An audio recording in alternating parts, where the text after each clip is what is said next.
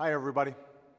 4 years after the worst economic crisis of our lifetimes, we're seeing signs that, as a nation, we're moving forward again. After losing about 800,000 jobs a month when I took office, our businesses have now added 5.2 million new jobs over the past 2.5 years.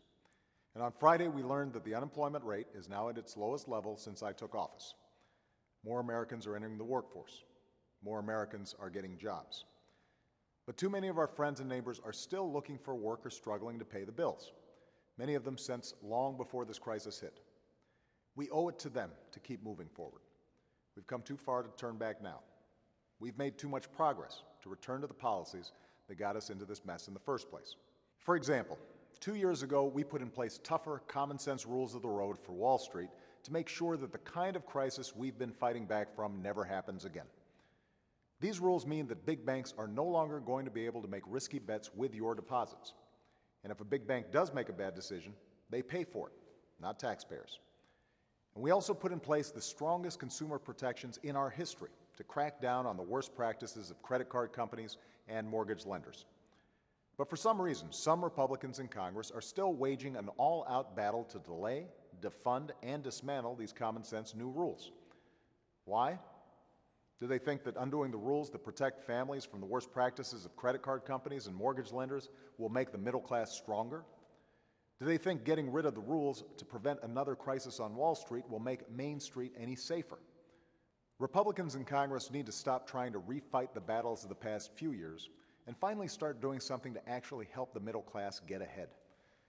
And here, there are 3 things they can do right now.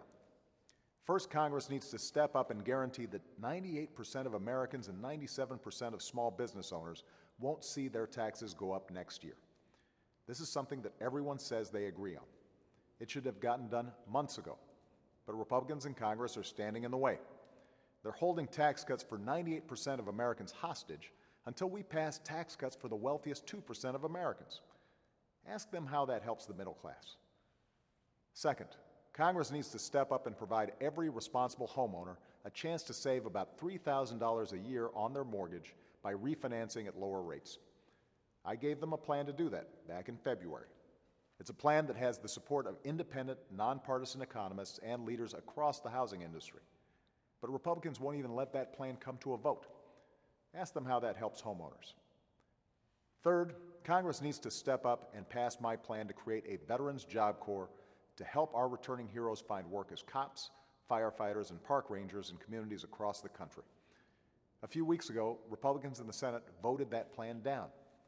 Ask them why someone who fights for this country abroad should have to fight for a job when they come home. In other words, ask them to get back to work and get these things done. If we're going to keep this economy moving forward, there's no time for political games, even in a political season. Everyone needs to do their part. If you agree with me, let your representative know where you stand. Tell them that if they want your vote, then they need to stand with you and not in the way of our recovery. Thanks, and have a great weekend.